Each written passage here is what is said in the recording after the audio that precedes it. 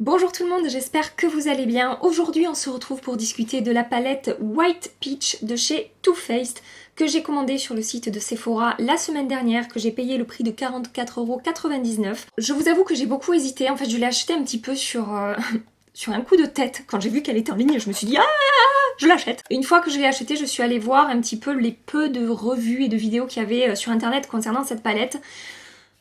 C'était pas hyper convaincant et bon bref, franchement je me suis dit je vais la recevoir, je vais voir de mes propres yeux à quoi ça ressemble. Quand je l'ai reçue, ben voilà, j'ai pas pu m'empêcher de mettre mes doigts dedans. En plus entre temps j'avais vu quelques revues sur Sephora France qui étaient toutes bonnes, il n'y en a qu'une de mauvaise, toutes les autres sont très positives. Ça m'a donné un peu d'espoir et donc quand je l'ai reçue, je l'ai swatchée et du coup je m'attendais tellement à ce qu'elle soit pourri en fait que j'ai été agréablement surprise. Je vais vous montrer les swatchs assez rapidement. Juste avant je vous lis la description. White Peach est composé de fards à paupières mat, brillants et pailletés qui ajoutent dimension et lumière au reste de la collection Too Faced Peaches and Cream. Enrichi en pêche rafraîchissante et crème de figue sucrée, cette palette comporte tout un assortiment de teintes de pêche pétillante, de champagne, de rose pâle et de profondes nuances de prune, si délicieuse à toucher, à sentir, une façon tellement moderne de rehausser votre look pêche et crème. Donc pour le packaging rapidement, elle arrive dans ce carton là. Pour la première palette c'était un dégradé de rose vers le blanc, là c'est un dégradé de violet on va dire vers le blanc avec toujours la pêche au milieu. Et le packaging est assez similaire à la Just Matte, je vais la chercher parce que je peux pas faire cette vidéo sans la mettre à côté évidemment. Quelle délicatesse. Donc pour comparer les deux, là on a la Just Peachy Matte et là on a la White Peach. Donc vous pouvez voir le packaging est extrêmement similaire, à part que là c'est violet et là c'est rose. On a toujours un grand miroir à l'intérieur, excusez l'état dégueulasse de mon miroir. Donc on a toujours de grands miroirs et voilà comment se présente la White Peach. Donc c'est exactement ce qu'ils disent, des couleurs un peu plus lumineuses et pailletées, en plus de certains mats pour voilà, faut pouvoir varier en fait les styles de make-up qu'on peut faire avec cette palette. Alors la question principale c'est qu'est-ce que vaut cette palette vraiment? Je vous ai dit, j'étais agréablement surprise quand je l'ai reçue. Ça swatch plutôt bien, à part cette teinte ici, au doigt, vous allez voir, je vais vous montrer, c'est pas terrible. Mais en fait, les teintes pailletées, je vous conseille de les utiliser avec un spray fixant. Je le fais sur plein d'autres palettes, moi, d'utiliser les fards pailletés avec un spray fixant.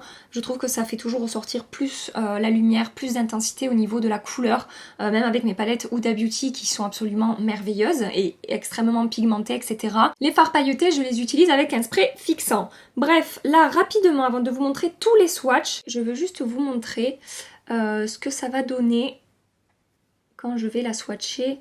Je vais te mettre quoi, toi, le orange? Sur ma main. Vous puissiez voir ce que ça donne assez naturellement. Voilà.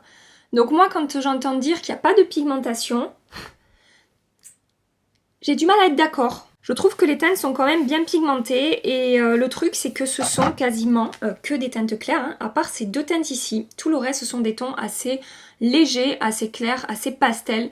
Donc évidemment, voilà, la couleur n'est pas ultra intense. Effectivement quand on swatch. Je vous montre toute la palette tout de suite. Donc sur cette main, nous avons les swatchs des deux rangées du haut.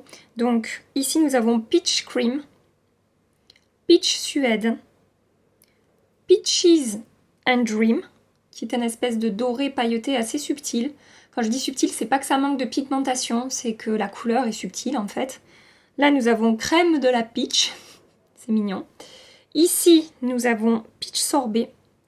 Alors là et là, nous avons Glistening Peach sans spray fixant et avec spray fixant. Donc on peut voir que c'est quand même un peu plus intense avec le spray fixant, mais ça marche quand même plutôt bien sans. Là, nous avons Peach Smoothie et là, nous avons Sweet Fig. Voilà pour les deux rangées du haut. Je passe au dernier rang. Donc là, nous avons Peach Ice sans spray fixant et avec spray fixant. Ensuite, là, nous avons Fuzzy.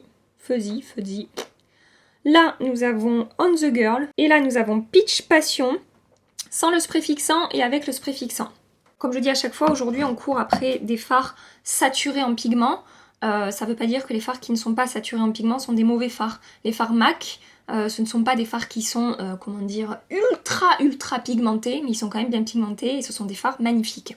Voilà ce que je veux dire. Je vais maintenant passer au make-up. Ce que je vais faire, c'est que je vais faire un œil avec un maquillage de jour assez léger et un œil avec un maquillage un peu plus chargé. J'ai oublié de vous dire aussi, on a quelques teintes chaudes et quelques teintes froides. Voilà, donc ça permet de faire un peu tous les styles de make-up.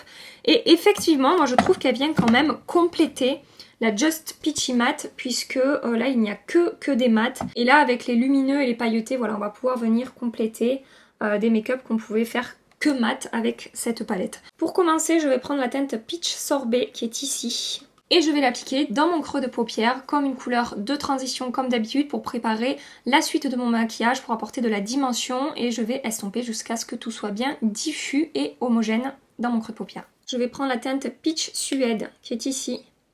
Et je vais l'appliquer à nouveau dans mon creux de paupière en restant plus précisément. Je vais moins remonter pour définir un peu plus mon creux de paupière. Ça se travaille bien, ça se diffuse bien, ça fait pas de paquet, c'est pigmenté. En tout cas, moi, sur ma peau, ça ressort bien. Alors après, par rapport au fait que ce soit beaucoup de teintes claires, est-ce que ça va aller aux peaux foncées? J'en sais rien du tout. Franchement, j'aurais du mal à vous dire. Comme d'habitude, je vous invite à aller voir d'autres revues, peut-être essayer de trouver des vidéos où des personnes avec la peau mate ou la peau noire ont fait des revues sur cette palette, parce que vraiment, je saurais pas vous dire ce que ça donne sur une peau foncée. Voilà. Avec du spray fixant sur mon doigt, je vais venir prendre la teinte Glistening Peach et je vais l'appliquer sur toute ma paupière mobile. Je vais presser la matière, je ne vais pas faire glisser mon doigt, je vais vraiment déposer la matière en tapotant sur toute ma paupière. Alors sachez qu'avec les fards mat, je n'ai absolument pas de chute. Avec les fards pailletés, je vais avoir un petit peu de chute. Il aurait fallu que je poudre un peu mon dessous d'œil pour pouvoir nettoyer après, mais bon, c'est pas grave. La couleur ressort très bien, je n'ai aucun souci. Je vais prendre la teinte Peach Passion ici et je vais venir la déposer délicatement dans mon coin externe. Je ne veux pas prendre beaucoup de matière, je veux juste intensifier un tout petit peu mon coin externe sans que ça soit trop marqué. Sachez que j'ai à peine effleuré le fard, hein. J'ai fait exprès de ne pas le charger. Je veux juste un peu d'intensité, un peu de foncé. Je ne veux pas que la couleur ressorte vraiment en fait. Je vais maintenant tracer un trait de liner. J'applique du mascara.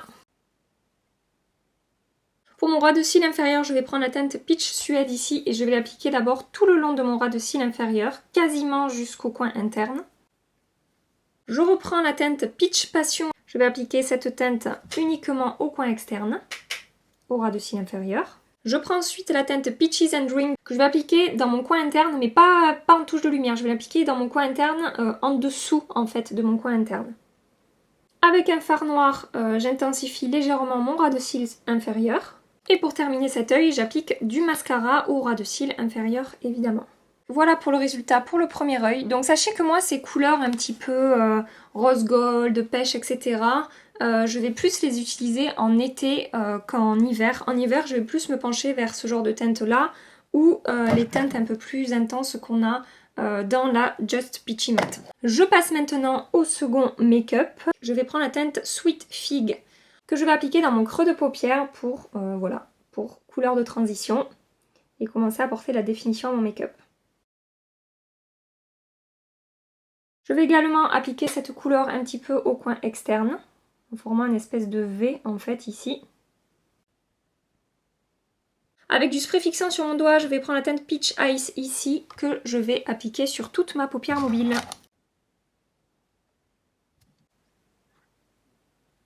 J'humidifie ensuite mon pinceau crayon de chez Urban Decay pour prendre la teinte Peach Passion, que je vais cette fois-ci appliquer intensément dans mon coin externe. Par contre là, je veux que la couleur vraiment ressorte bien. Je vais reprendre la teinte Sweet Fig et je vais retravailler un petit peu mon creux de paupière. Je trace un trait de liner. J'applique du mascara.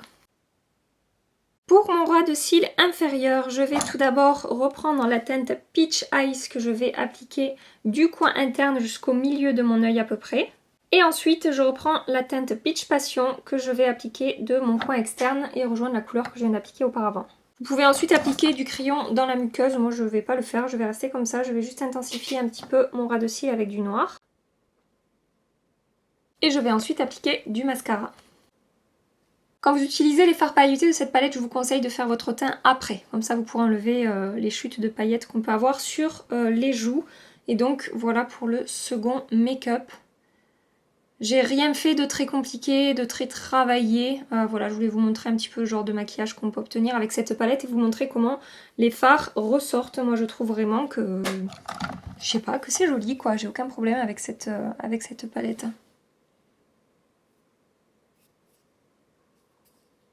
J'espère vraiment que les petits make-up que je vous ai présentés vous plaisent et que ça vous donne un petit aperçu de ce qu'on peut faire avec cette palette.